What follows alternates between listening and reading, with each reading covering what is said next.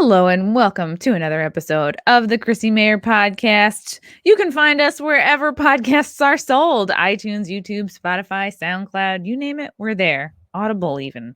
If you're on iTunes right now, please leave us a 5-star review. It can say anything at all, and I will read the best reviews every week, just so long as they are 5 stars. I want to give a quick shout out to our sponsor, Cushy Dreams. Cushy Dreams offers a full lineup of premium smokable CBD. They specialize in extraordinary CBD-rich hemp flower, aka bud, in cans and pre-roll joints. I really love these products. Like, I love the joints. Like, look how chic. I feel like this chic, classy lady whenever I light one up. And it really just takes a couple pulls for me, and I feel my mind and body are relaxed. I really love their products because it looks, feels, smells just like very high quality weed, but it's not. You're going to get all the health benefits of CBD without getting high. These products have under 0.3% THC. It's cannabis that ships directly to you. It's legal in all 50 states. Join the men and women who are sick of their gummies and sick of their vapes and want to just smoke their CBD. Cushy Dreams.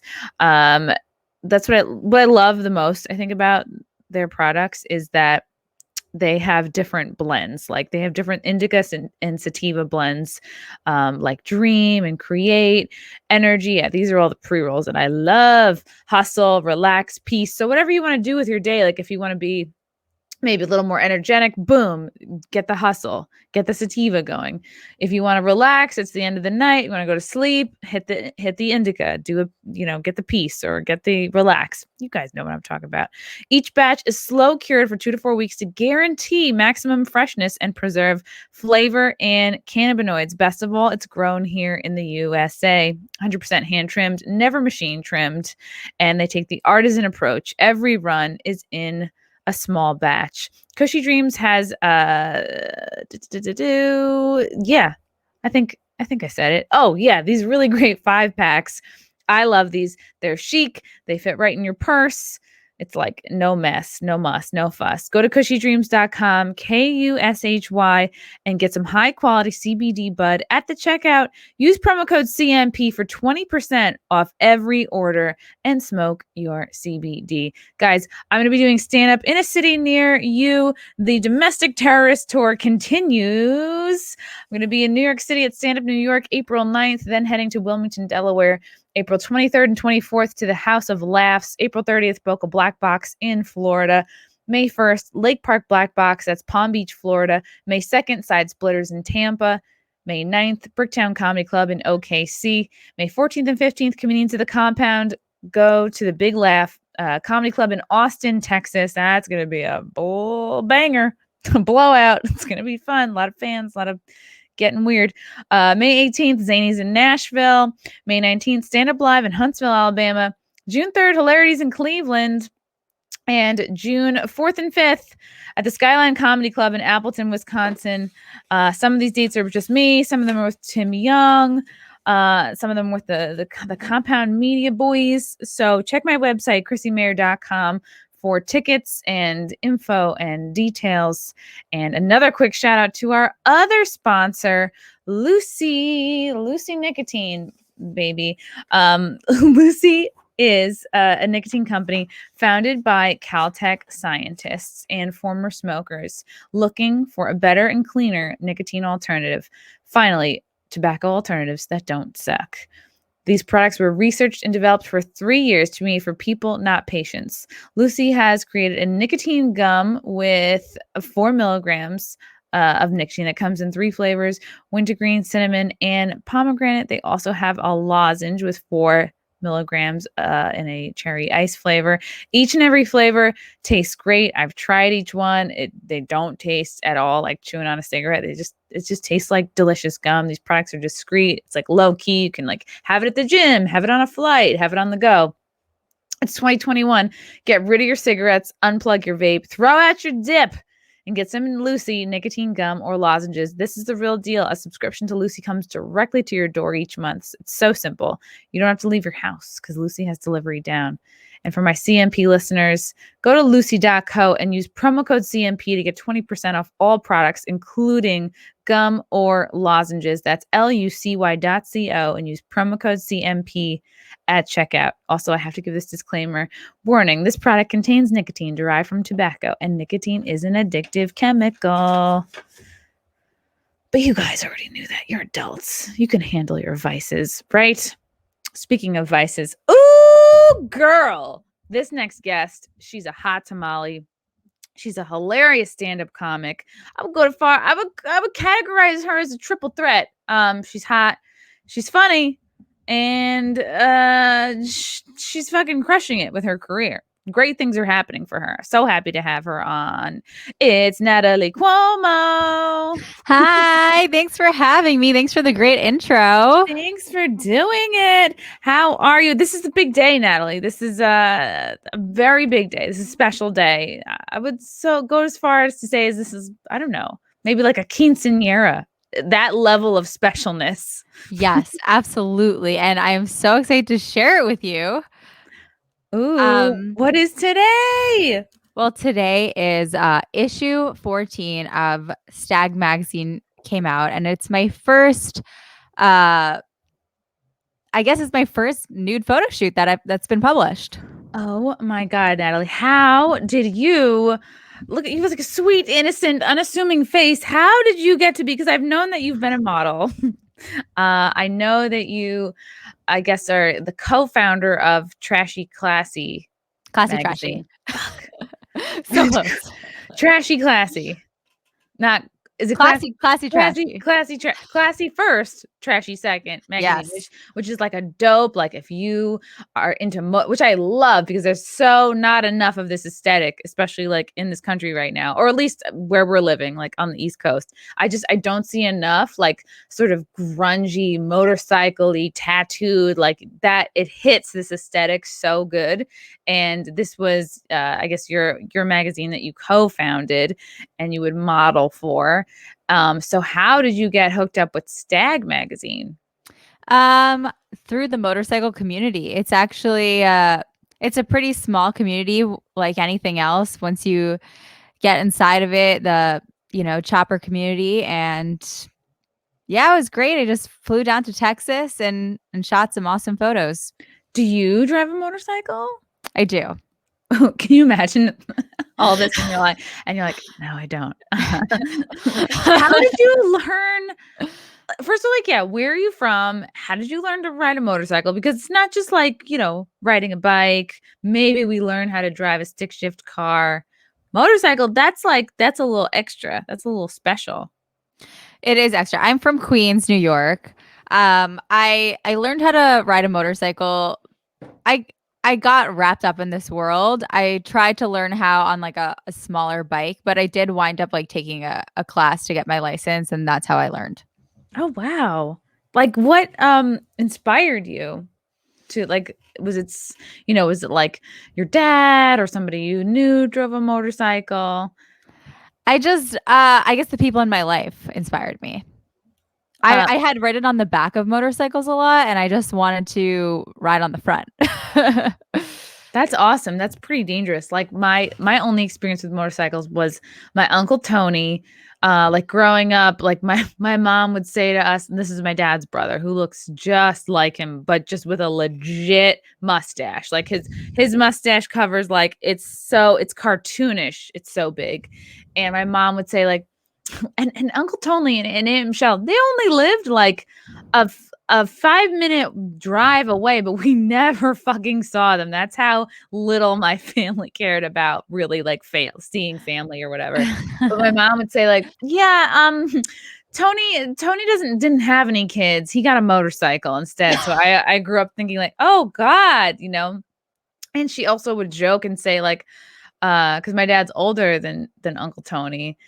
So the joke was like, well, he got a load of you guys, like me and my brother and sister. And then that made him want to decide not to have kids and instead get a motorcycle, which I was like, oh, a little hurt by. But then, of course, you grow up and you're like, oh, no, Uncle Tony was just doing his thing.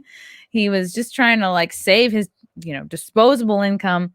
But it's super badass. And I've never been on one because I've just always felt like, oh, it's so dangerous. Like, were you getting those messages from anywhere? Was anybody telling you like, oh, maybe don't, it's dangerous? Oh yeah, my mom. She hates it. But you should try it. You'd like it. Is it like I've been on a jet ski? Is it like that except more death possibilities? I've only been on a jet ski once and it was a long time ago, so I can't directly compare it. Okay. When did you start? When did you get your motorcycle license? About 2 years ago, and I got my own bike a year ago. Okay. And so how old are you now? I am 26. So this is a baby move. Who at 20, what 24-year-old chick is getting a motorcycle? That's badass. That's badass, Natalie. Oh, and to clear it up, and in case anybody's watching going, is this person related to Andrew Cuomo? I'm sure no. you get asked this all the time. Do you not? Yeah, I do have a fun joke that the only thing I have in common with Governor Cuomo is my last name and my body piercings. And that is, I'm not related at all. Whew. I know. Wouldn't it be great? I feel like it would only be great for your career if you were related, but he's not doing so great right now. His stock is sort of sinking. So I honestly, I am grateful for him because now when I do a show, I get a round of applause just for saying I'm not related to him, and that feels good. That feels validating. That's every once in a while you get an easy one. You get a softball and you just have to milk it. Yeah, give it to me. So you ride a motorcycle and okay, I'm going to these are pretty hot images. Of course they are censored for Natalie's pleasure. They are, let's see, I'm going to bring them up. Da, da, da, da, da. Boom. How hot is this? Stag Magazine. Oh, yeah. April 2021. I love this so much because it looks like, I mean, this doesn't look filtered to me. This looks like an old school, like 70s magazine. Yeah, it's definitely inspired by Easy Riders. It's a really awesome magazine. I'm super excited. I actually haven't held the physical magazine in my hand. I'm like very excited to get it in the mail. But I've seen most of the photos and they're really incredible. Incredible. You're so hot. It's kind of unbelievable. How much say did you have in this shoot? Like what was the shoot process like?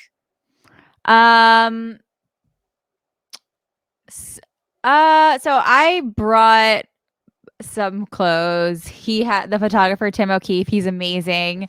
He had some clothes and he had his ideas, and I don't know. We just sort of like built it together. Was it Tim who like first reached out to you about the shoot? Yes, it's his magazine. So he reached out to me and he's like, "Do you want to come to Texas and do this?" And I was like, "Fuck yeah, I'll come in 3 days. Like, let's do this." And did you know at that time that it was going to be nude, or did it just sort of end up that way? Yeah, it was kind of like up to me. He wasn't like you have to come and it has to be that. Like if you come, it has to be this. How He's rapey like, would that sound? You know? He was totally like it can be nude if you want. You can be wearing clothes if you want. It's your call. Wow. That is interesting. Okay, had you ever done anything like this before? Like not nude, but like a shoot like this? I've done photo shoots, but not like this, I guess.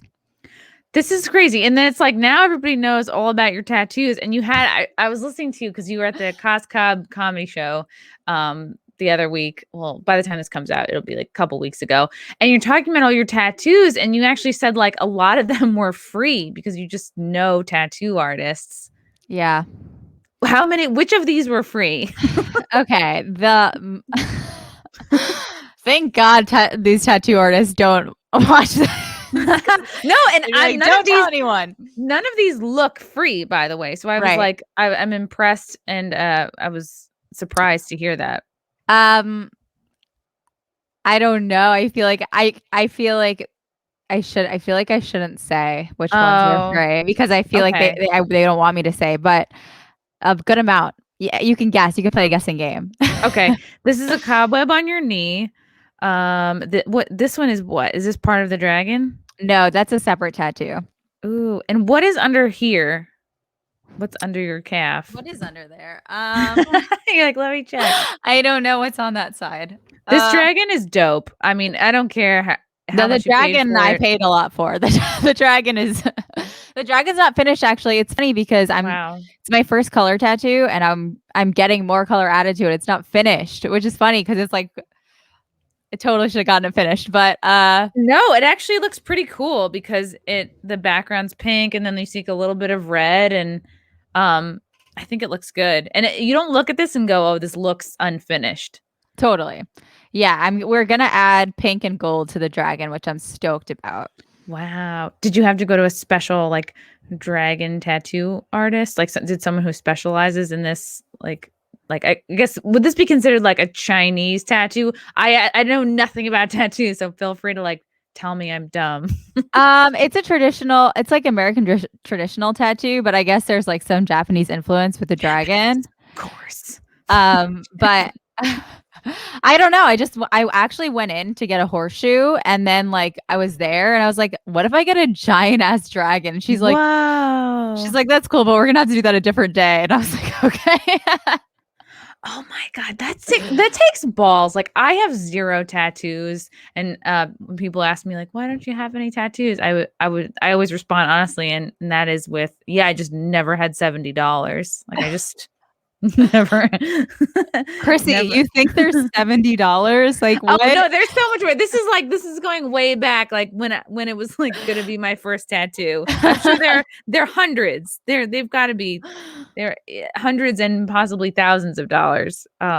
Maybe that's just my little tattoo joke. This looks like a leaf or a rose. Mm-hmm.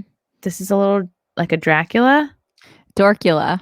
Dorcula. Oh, that's cute. This is a barbed wire. This is a flower. These are all cute. You know what? I don't even care if they're free. I don't even this is so neat. So how did it feel to be, how close are you with the photographer? Was this your first shoot with him? It was my first shoot with him, but we are actually really good friends. So it felt really comfortable and I'm really excited about the magazine that we put together. How did it feel? Like how did it feel to get like naked in front of somebody that you're not sleeping with? Or I don't know, maybe you like I assume you've never slept with this person, but like I guess whether you did or not is, I don't know, irrelevant. But like just how does it feel? Like you're just okay, I'm sure there's a ton of warm-up photos and then like were you at all like nervous? Like There's a ton of warm-up photos. I felt pretty okay. I don't know, I felt pretty comfortable. I don't know. I have been taking a lot of like risque photos, so it's not that crazy for me, you know? yeah, so you were already, and that's the thing too, if you're like posing a lot in the mirror and you like know your angles and you're used to and feeling like comfortable in your body, then yeah, you're going to be way better off than if you're just like you haven't been doing any yourself. Yeah, like the weekend before I did like a test shoot wearing this like in New York, wearing this like mesh outfit. I think I posted a photo of it, but that was also pretty revealing. I think you just kind of like take baby steps there and then feel comfortable. I mean, I can't imagine what your DMs must look like, Natalie. What I mean, can you begin? Are they constantly flooded? I mean, have they always like you've always been hot, of course, but like I'm just so interested in your stand-up journey because you've only been doing stand-up like what, like do you think 6 years or Oh so my God, around that time? 3 Less? 3 years, 3 years. Okay. Because I knew you were newer, but I also didn't want to like insult you by Thank you being though. like so okay, so we'll dial it way back. How did you get into comedy? Like what made you want to pursue stand-up? I had been doing acting for a long time and I just wanted more autonomy. I went to an open mic and then I went to open mics every single day. I've done stand up like as much as I possibly could have since the first open mic I went to, which was about 3 years ago. So Wow. Good for you. And you were like living in Queens, so that helps. So you're close to, close to the city. right. So so what were you finding like you liked? Like at what point did you feel like, "Oh, I'm hooked. Like I got to keep doing this." I felt I felt pretty good after the first time I was on stage. Like I bombed so horribly that I was like, I have to do it again because this can't be the last time. This won't be the last you see of me. Yeah. Oh, I know that feeling. That good for you because like when some folks feel their first bomb, they're like, "Oh, I never want to feel that again," and then they'll end up, quitting or trailing off. So you're doing more and more of it. And did you find like okay, so here's the thing, like just about any chick, unless you're gross, you're gonna get hit on by male comics. And like I remember when I was starting out, I like fucking loved it. I'm just like, yes, bring it on. Because I needed all of the attention. Like part of me still does. Where at what point were you finding like, oh man, I'm starting to get like a lot of DMs or attention from other male comics? Like, because it's such a balance too, because like I remember starting out, like I know I would like get some spots like just because I'm like the token girl, and then oh, this guy has a crush on me, so then he gives me a spot.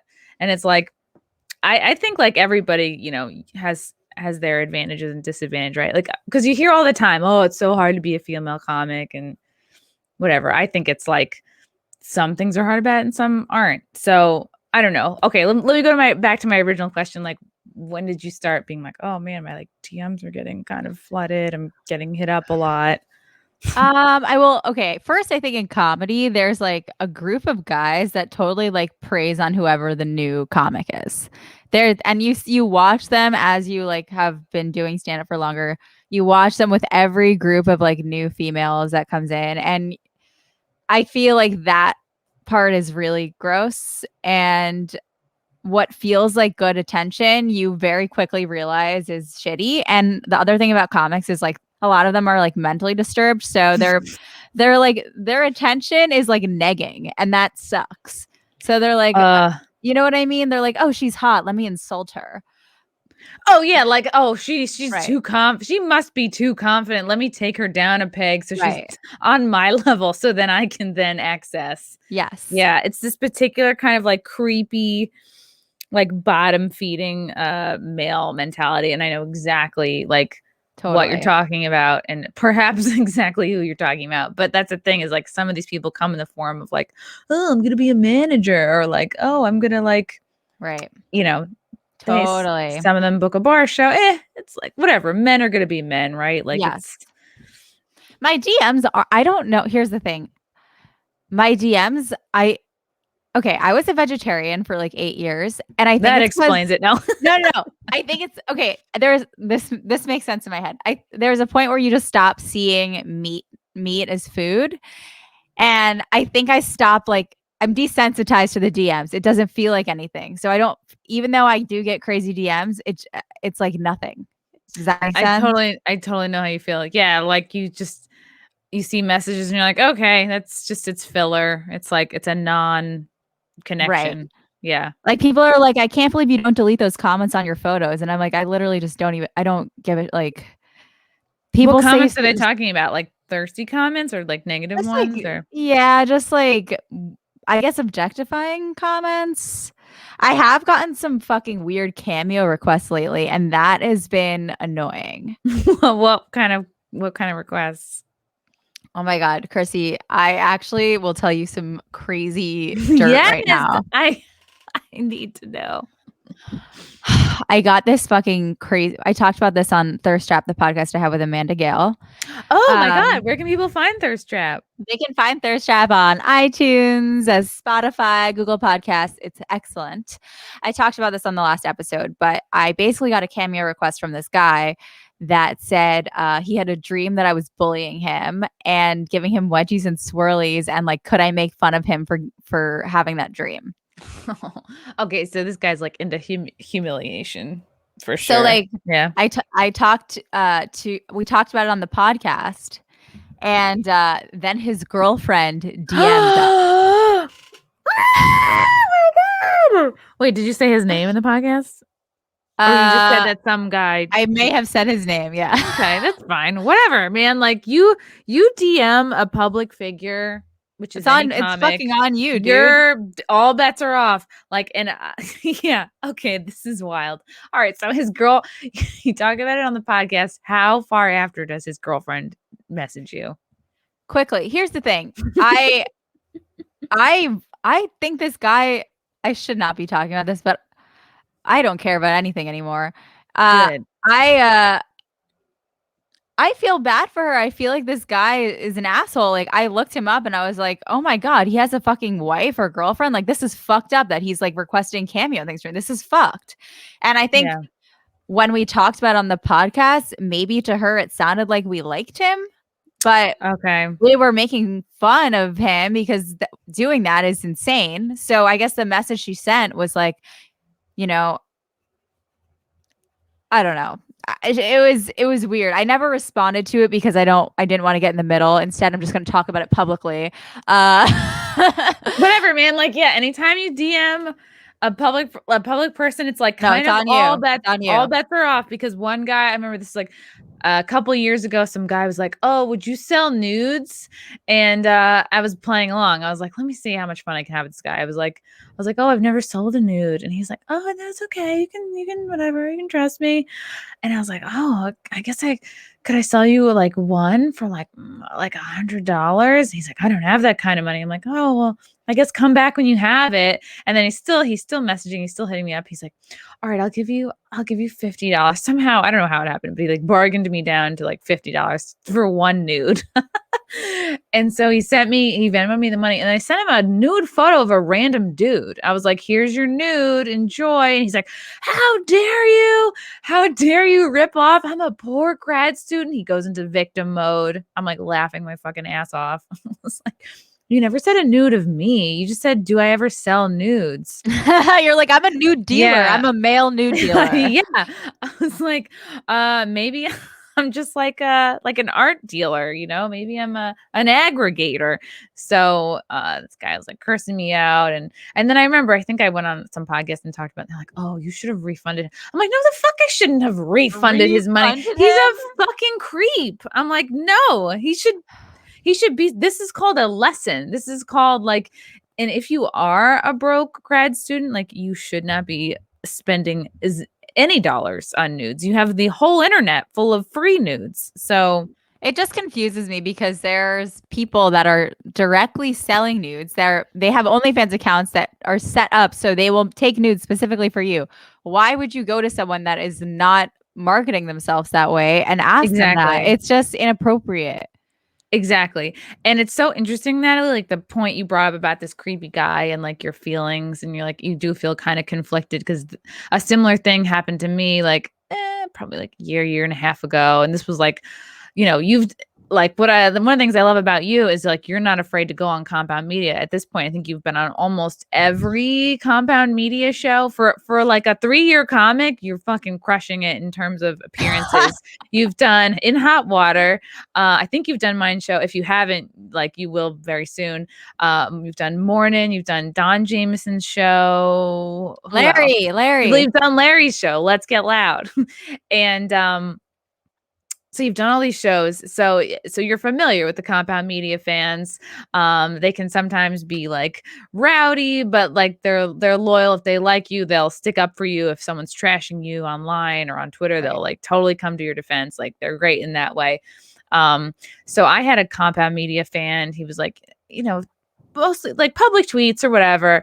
And then they seemed like regular ish tweets, but then I had like his wife like DM'd me, and she was just like, I remember she told me like, it's like, now I'm thinking, do I want to out this person? No, it's awkward, right? Yeah, it's like, it's like, I hope they don't reach out to me again. This is bad.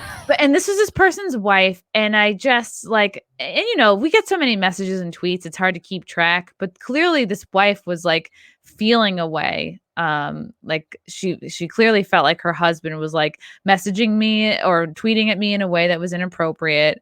He might have also been like, I forget too. Sometimes people send me DMs and I just go, okay, haha, lol. Like, I'll respond, but I'm not really emotionally invested. Like, to me, it feels like customer service, and like tweeting back at somebody's like, this is part of engagement, like Twitter engagement and building fans. So, but clearly this wife is telling me like, I feel uncomfortable. Like, I just makes me feel a way when he tweets at you. And so now I'm like, ugh, now I'm fucking in the middle of your marital issues here. Like, and it just, and then I noticed like from then on, I was like, okay, I will stop replying to this guy Steve's tweets. Like if it makes I mean, I kept it in the back of my mind. Like I'm not here to pull apart a fucking marriage, you know? And Right. then from then on, I just never responded to Steve's tweets. And I was like, okay, right. Cause I'd see his handle and I'd be like, oh, he's got that wife who's like feels away. So it's tricky to know like at what point is it kind of like our responsibility as like entertainers to like manage our fans, you know, and it's something I hadn't really had to deal with before. And it's like, of course, I think of that woman and how she must feel, which is horrible, but like that's a conversation the two of them need to have. Like it's not really up to me to like a person who's not involved at all to like deal with, you know what I mean? Like what do they call it? Boundaries or something. I don't know. It just was like it was the first time that it happened and I was like, "Oh, wow." It's like it's weird, like, thinking, like, I could be in the middle of somebody's possibly, like, relationship conversation, do you know what I Totally. mean? Totally. And you wind up like when you wind up being in more than you're aware of.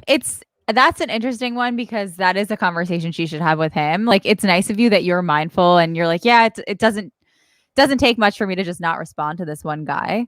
Yeah. But it's uncomfortable because it's like I didn't you're like now I feel guilty that I made you feel a certain way, but I was just like responding to what was given to me. And to be fair, like this is what's given to me and I'm responding to. I'm not really responsible for your experience because I don't know you. Yeah, and so now we have Cameo where people can request, like, little private videos for you, like, for money, whatever it was. Like, I'm on Cameo too, but, like, I have, like, a weird relationship with it. Like, the last request I got, I was afraid to, like, fulfill it because I thought I was being trolled, you know? Mm, Um, so I just, like, didn't do it. It expired, and I was like, "I guess I'm not good at this." But so now you have this guy who's, like, willing to pay you whatever amount for this right. like video. Okay, and so I'm imagining you didn't do it. I did do it. You didn't. Okay. So here's the thing. Some other guy has said to me, like, oh, on Cameo, can you talk about penises? And here's if someone's gonna troll me, I'm gonna take their money. So I'm not gonna just not do I literally do the video and I'm like, hey, Kyle, I just want to let you know I'm not going to talk about penises. Thank you. And I like take their $17. Like it's not if you're gonna send me a request like that, I'm taking your fucking money. You know Yeah. what I mean? And they're probably just happy to get anything from you, you know? They actually did. So I sent him this cameo back where I was like, "Hey, I'm really proud of you for like voicing your sexual desires and like being in touch with that. So good for you." And I talked about it on the podcast, you know, I felt bad when I like looked at his Instagram and saw that he had a wife. I didn't feel like I did anything bad, but I was like, that sucks for her. But when she messaged the podcast Instagram, I felt like it was funny because I was actually we were at the Costco show. I was sitting at a table with like some other comics. I saw the DM and my jaw dropped and they're like, they're like, what happened? And I'm like, oh my God. Because I felt so terrible that this woman felt this way, but it's not anything that I did. And there's nothing I can respond. Like I'm not gonna get in the middle of her marriage. I don't care about this random dude. I'm just making fun of a situation. It's just like I'm talking about Amanda and I have a segment called In the DMs. So we talk about what's in our DMs. If you want to DM us, you know that we're going to fucking talk about it. So I don't know.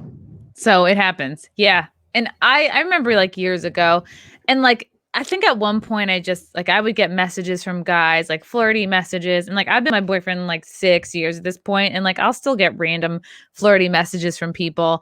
And like now I think of it as like I'll turn it to like, hey, come see me in this city, you know? And Mhm. I will not respond like with a flirtation. I'll just be like, okay, thanks. If it's so creepy, I won't respond.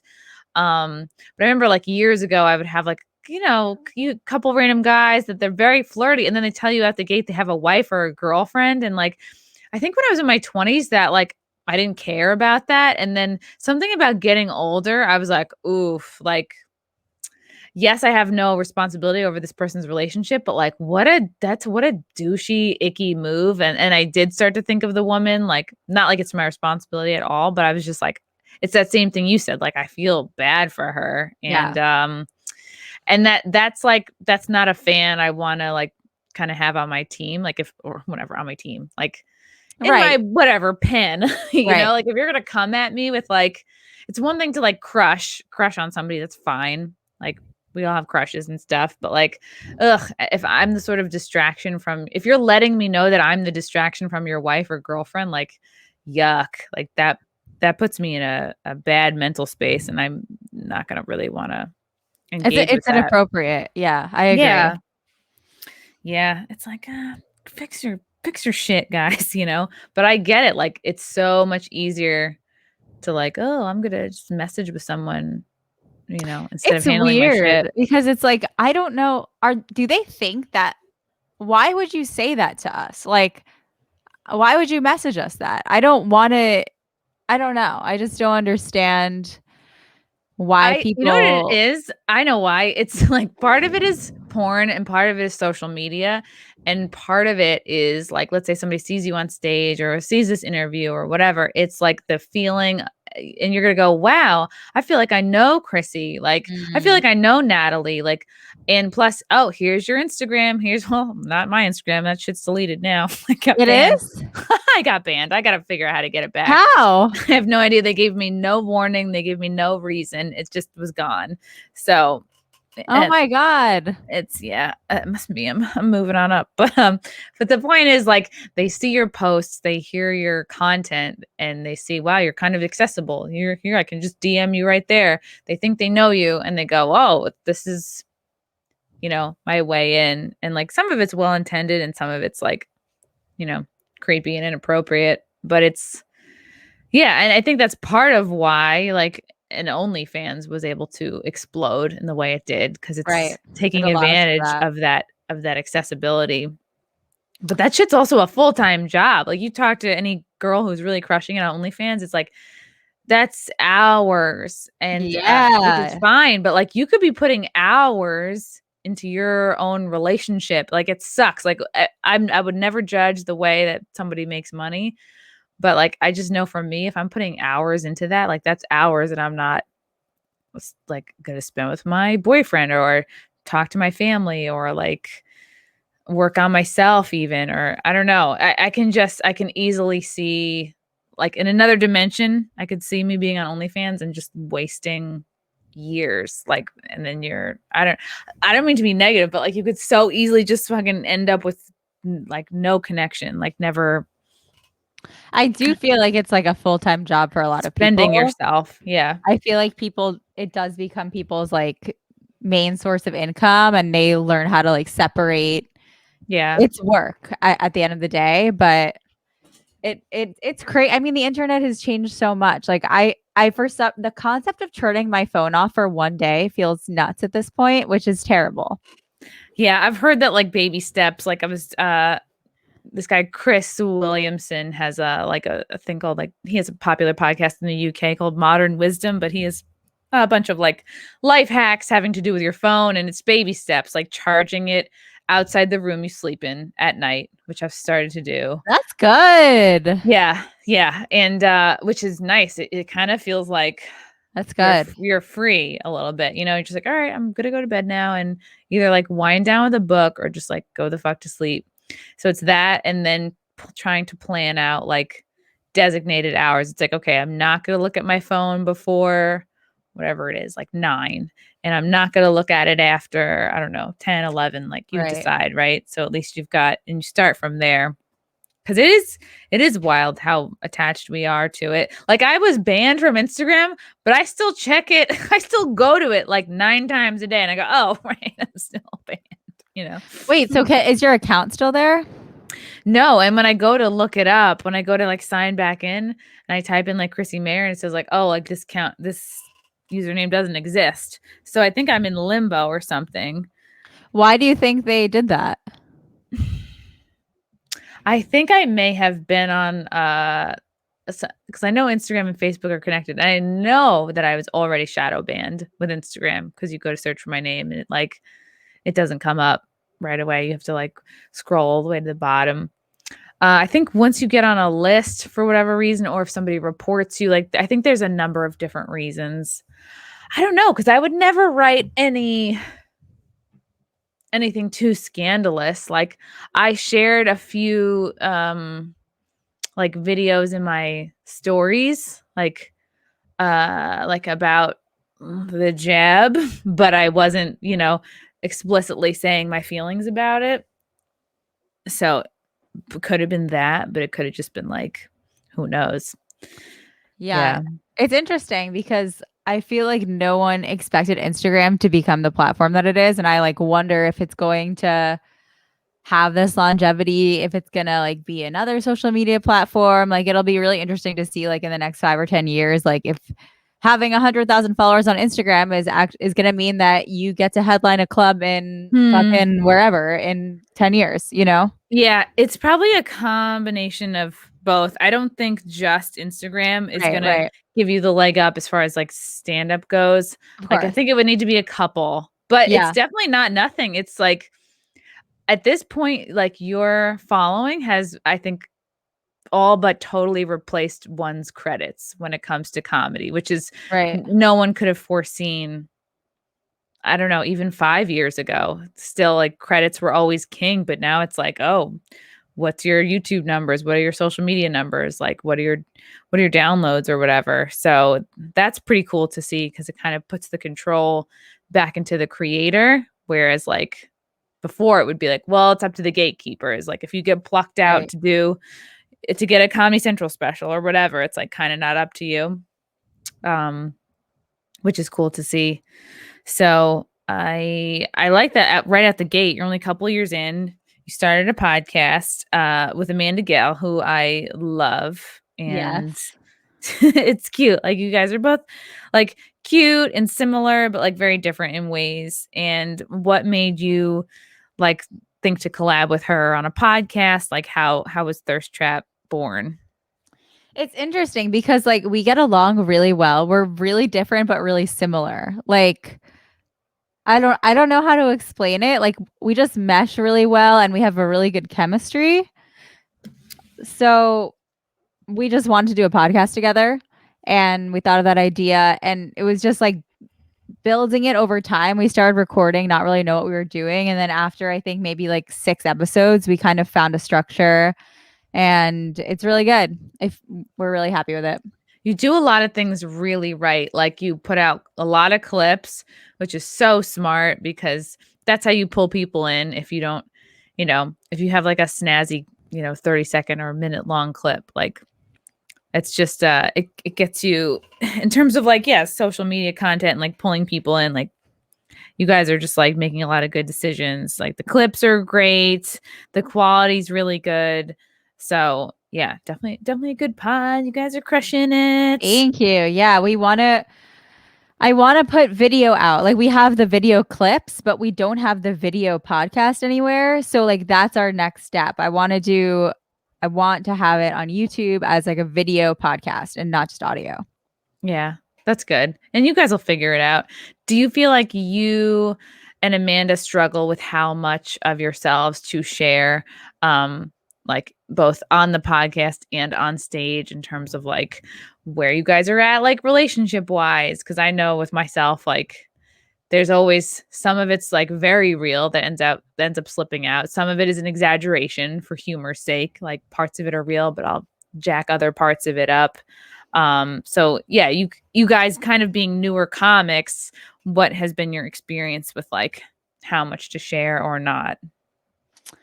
Well, stand up wise, I've always been brutally honest about myself and like overshared everything. And I felt comfortable doing that because it's not on the internet forever. With Zoom shows, like you'll do a Zoom show and you'll be like, oh, cool, they're recording this to YouTube and it's going to stay there forever. Or like, I hate that. And no one's bringing their best to the Zoom show. Like the Zoom show, that's like a breaking case of emergency. Like we did this during 2020 and they kind of shouldn't be still happening. yeah. I don't know. They make me a little fired up. I like Zoom shows. I think for me, a big part of figuring out how personal to get is the fact that I can just share it with whoever's in that room right then. And if it didn't feel right, I don't have to do it again. Contained. And it's just those people. And if it did feel right, I can do it again. But I think that's like such an important part of it. I try not to overshare on podcasts. And if I do, I edit it out. Like That's I'll smart. I'll overshare on my own podcast because I have like the power to edit it out. But yeah. Yeah. I share too much. I share too much. It's the truth. Girl, me too. It's just Awful. blah so many times. And then I just kind of get used, I don't know. Like, I guess sometimes it feels good. Like when it comes to my ex-boyfriends, I kind of love to overshare because it feels like vindication. Right. Is that the right word? Like, Yeah. I love telling the story of my ex-boyfriend, Raphael, who like broke up with me over Skype. And then he got hit by a bus. Like, Oh my God. he didn't die, but like, I think just enough for me to believe in karma. Do you know what I mean? Yeah. He's fine. He lived, but yeah. Is it not the finale of season 1 of Skins? I don't know. He was on his bike and got hit by a bus. And I remember I read about it on Facebook. I was like, oh my God, God is real. Oh my God, that's crazy. Yeah, it's crazy. It's so crazy. It's so crazy. The buses in DC are just, wild. Gotta really watch it there. Oh my God. So yeah, I don't know. How does Amanda feel from what you've gathered? Like, does she tend to be like an oversharer like you are sometimes, or is she a little more reserved? I think she shares, but she's definitely more reserved, I would say. Yeah. It's tricky. It's like, it's a hard thing to figure out because stand-up is such a, like, in comedy in general, it's such a, like, a bearing your soul process. Yeah, it's a heartbreaking industry because you fucking give everything and then you either feel amazing or you feel like dog shit, and there's really no in between. Yeah, it is hard. And people always wonder, oh, why aren't there more female condoms, female comics? I've never even seen a female condom. Like, I've seen pictures of it on the internet. It just kind of looks like a windsock to me. And I'm like, oh, who's going to get excited about that? But with female comics, it's like the conditions in which, like, you have to kind of have low standards. Like, if you're doing the road, it's like, it's not glamorous. It's not even glamorous to just run around and do spots in the city and try to, like, get your reps up that way. It's like, be prepared to completely give up. Like, if you're really serious about this, it's kind of like all or nothing. You kind of have to give up leisurely travel, possibly give up being a mom, or really putting it off until you probably, like, with me, it's like, oh, once I make enough money, then I'll maybe be a mom. But it's like, oh, girl, like, I feel like my eggs are down here, like, girl, figure it out. So, and I think that's something guy comics never have to consider. Like, you can just endlessly dick around till your 40s and then be like, okay, I'll be a dad. Yes, so 100%. Like, I will say it's definitely harder in that one way. Like, if you want to have a family, like, yeah, definitely. It's kind of tricky. You also have to make these sacrifices it's like, you're like, if you're in a relationship, you're like, babe, I can't spend the night with you because I have to go perform in Bushwick for 2 people. And it's like, you need to do that. Like, you do, but it's hard to find a partner that understands that, because until you get to a certain point, you can't really say no to anything. And you also don't know what to expect when you go somewhere. So you have no idea. Yeah. And you're only in it, like, when you're at 3 years, you do kind of have to take basically every gig because you learn from it too. And only after you've been doing it, I don't know, maybe when you get like past 5 or in the 8-year range, you can go, okay, like, I know that I can say no to this gig and it's not going to, like, be bad for, like, networking, or you figure it out after a while. But right, it definitely takes a special kind of person to date a female stand-up comic, because it's like, we are not going to be around. Not only are we not around to cook you dinner, we are not even around at dinner time most of the time. Like, when things are starting to go back to normal, it's like these shows are all in like the 7, 8, 9 o'clock range. Yeah. So it's like, My and heart that's goes out to anyone dating a female comic, but my heart also goes out to female comics because it is so fucking hard just to get any goddamn respect. It's the thing is that ever since I started posting like more revealing photos, I'll be honest, I can't go to a show without someone making like a nasty ass comment.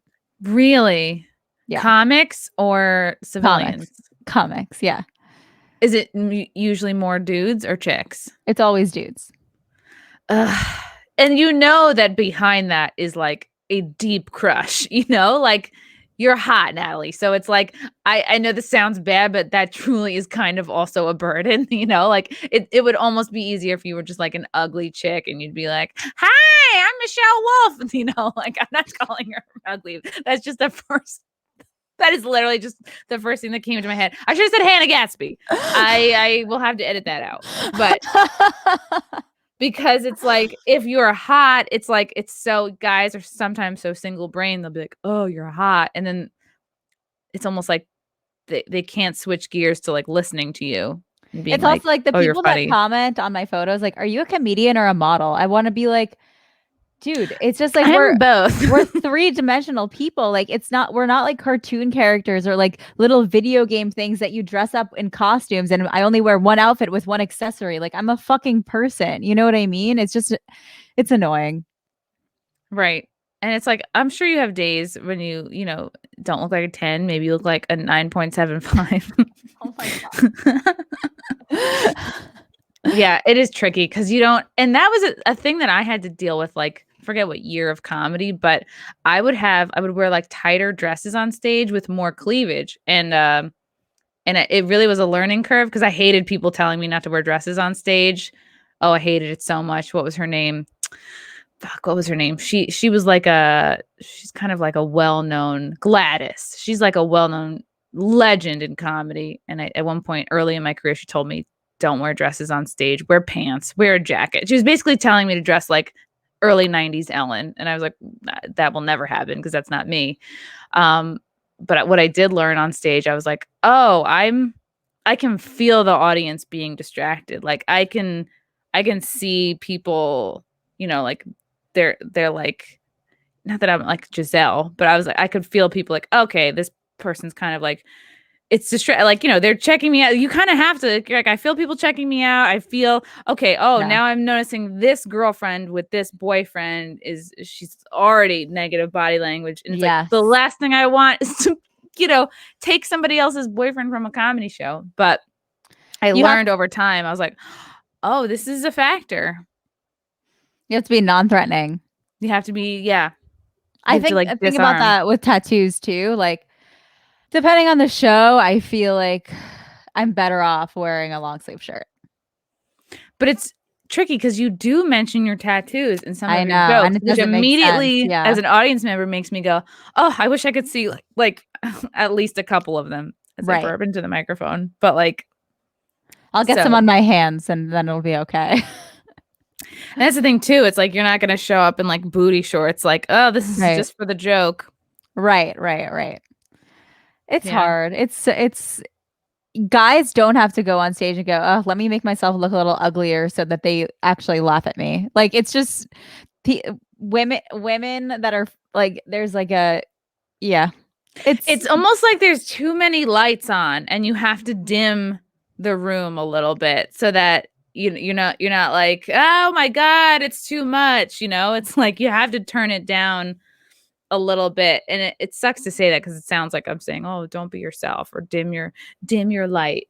But it's kind of just narrowing the focus, I guess.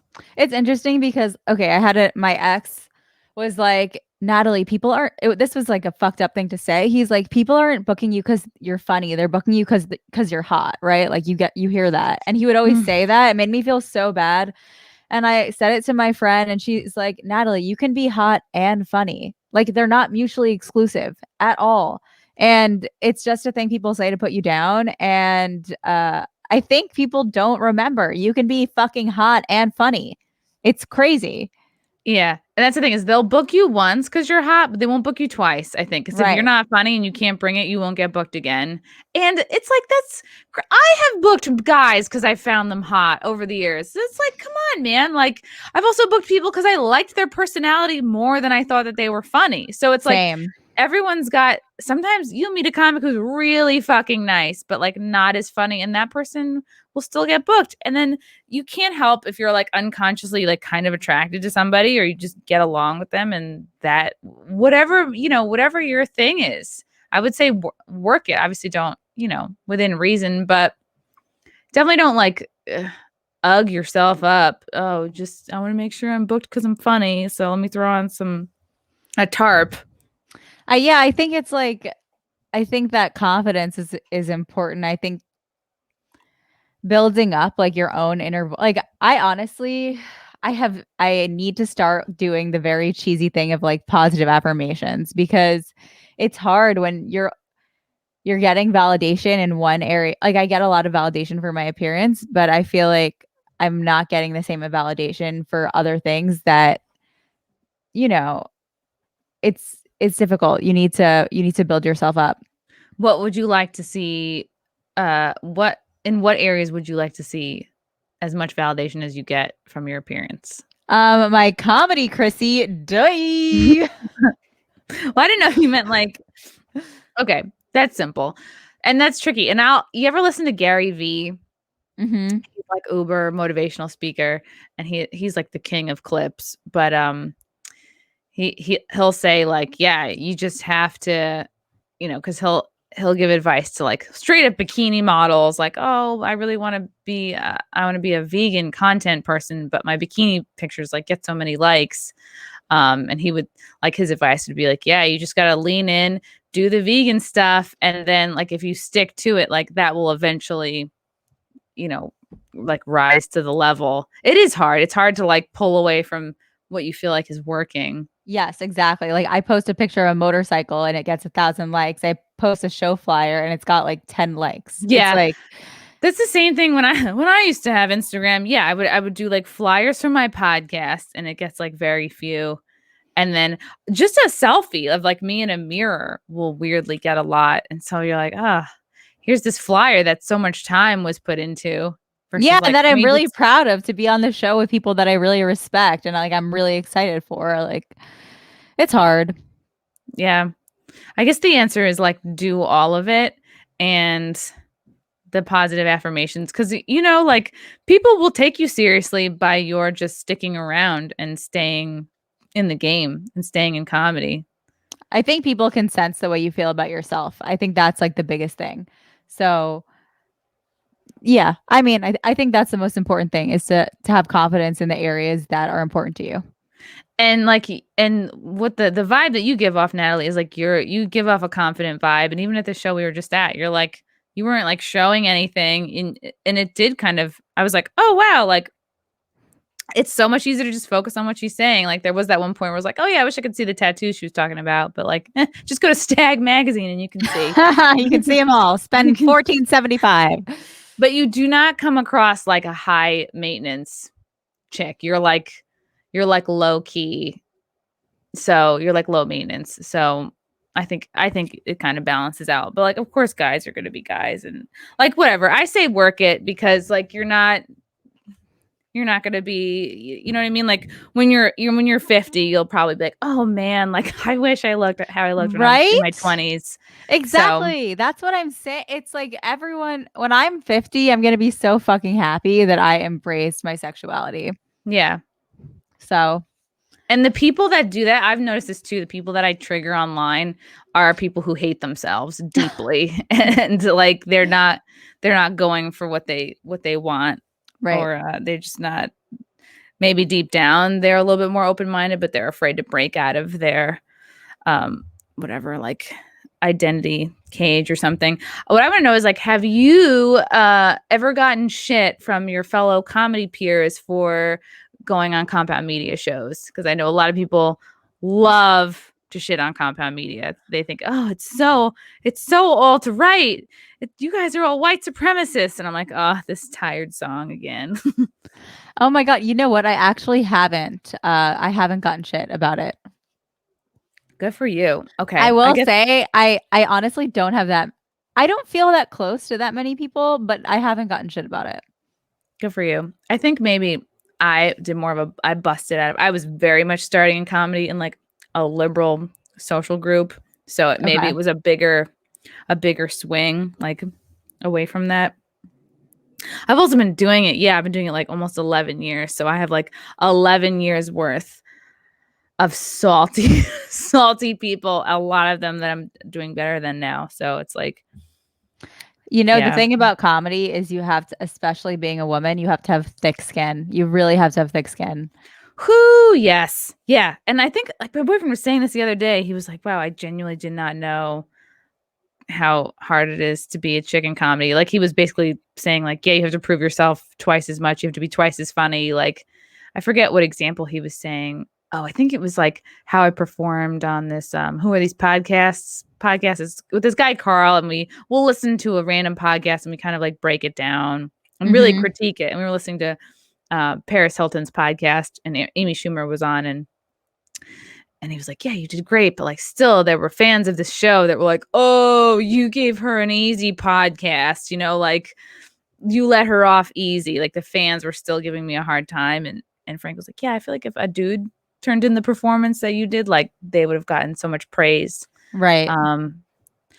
So, but it's like, what do you do? It comes with the territory. Nobody's making us pursue comedy. Like we can bow out at any time. True. So you just have to be okay with it.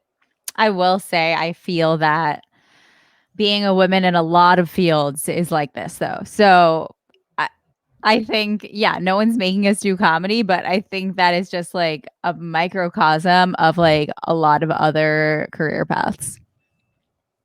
True. Like it's probably hot. It's hard to be like a hot doctor. Yeah. You definitely can't have naked photos of yourself on the internet if you're like a gynecologist. I don't know. Yeah. Be like, look, I'm so familiar with my own. Let me look at yours. That's a good ad. That's a great. Well, I would go to a really hot female gynecologist for sure. I don't understand people who go to a male gynecologist. Me I was like, are neither. you setting yourself up for some sort of terrible scenario? Me Ugh. neither. I don't understand it at all. That is so because they innately don't understand. They just don't understand it. And it's like, uncomfortable. It's creepy. It's like, why are you in this field? You know what I mean? Like, what's going on with you? Like, did you have a bad relationship with your mom? Like, what would prompt a man to be like, the last thing on earth I would want to be is a dick doctor. Yeah. I would lose appreciation for them in the wild. The only thing I can say is that I can see being like, all right, I want to deliver babies. That's like, Yeah, that's that's I can see. sweet. Yeah, But I could never go to a male gynecologist. or I could never go to a male regular doctor. My regular doctor is a dude. I like him. Really though? Okay, so I wouldn't because they always do that like breast check thing. Like every time I'm there. Yes, it's awkward. So you have to just like stare at the wall. you Like just have to just pretend you're in a bad hookup. You're like, oh my God, hurry the fuck up. When is my Uber getting here? Is your male doctor cute at all? he's a doctor. He's no. Yeah. That must make it hard. Yeah. No, it's good. I wouldn't want him to be cute. That would be terrible. I actually remember like so I had to get surgery in my leg like 4 or 5 years ago, and there was like a guy nurse and he was doing an ultrasound of like my whole leg and he was really hot and I was like, "Oh my God." Where were you? What hospital? I was In case like you want to know. some sort of like NYU thing downtown. I don't know. Somebody else mentioned, I forget what podcast I was doing, mentioned a very hot doctor at NYU. I think it was Langone. I wonder if it's the same guy. It must be because there could only be one. There can only be one hot doctor. Oof. Yeah. I don't know. I think that might be fun. Yeah. It was awkward. I mean, I do think that it's better if you're if they're not attractive. Yeah. Or a chick. Like, yeah, there was a point where both my gynecologist and medical doctor were like black women, and I was like, yes, here I go. I'm so woke. Look at me, guys. I haven't told anybody until just now. I'm like so struggling with healthcare now that I just turned 26 and I'm off my mom's insurance. It's like being a comedian has a whole new meaning now. Yeah. What plan? Yeah, that is hard. Like I guess you can get like an entrepreneurial plan, or what's it called? Like, is it called Oscar? I don't remember it. I don't remember the name. It's all twisted. It sucks. Yeah. Just take a lot of vitamins and like hope for the best, and just like work really hard. And by the time you get to an age where you are having health problems, you will hopefully have health insurance by then. Yes, exactly. Exactly. Or I'll live in Canada, one or the other. Yeah. Oh gosh. Natalie, yeah, to sum things up, it's hard to be a woman in comedy. It's even harder to be a hot woman in comedy. Check out Natalie at the Thirst Trap podcast. And you also have a separate I think Instagram account for the podcast. I do. It's at Thirst Trap the Pod. And yes, check out Amanda Gale as well. Follow Natalie on all social medias at Natalie Cuomo, but no creepy requests. Please respect her as an artist and as a hot person. Yes.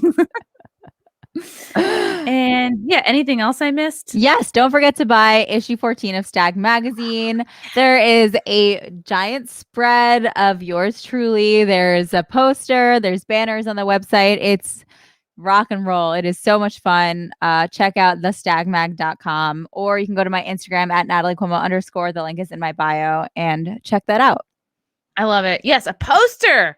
I mean, when's the last time you had a poster to hang up in your room? Dude, the banners are huge. I cannot wait to see one in real life. Just like a massive banner of me naked. Like, who doesn't want that? Laminated or something. They should come pre-laminated, because it's like you're gonna jizz on this. No, you know they're like, canvas. Ooh. Yeah. That's arty. It's very arty. So arty. I love it. Natalie, you're a joy. You're a delight. Keep doing what you're doing. Thanks for coming on the pod. I will see you soon. Thank you. Thanks. Bye.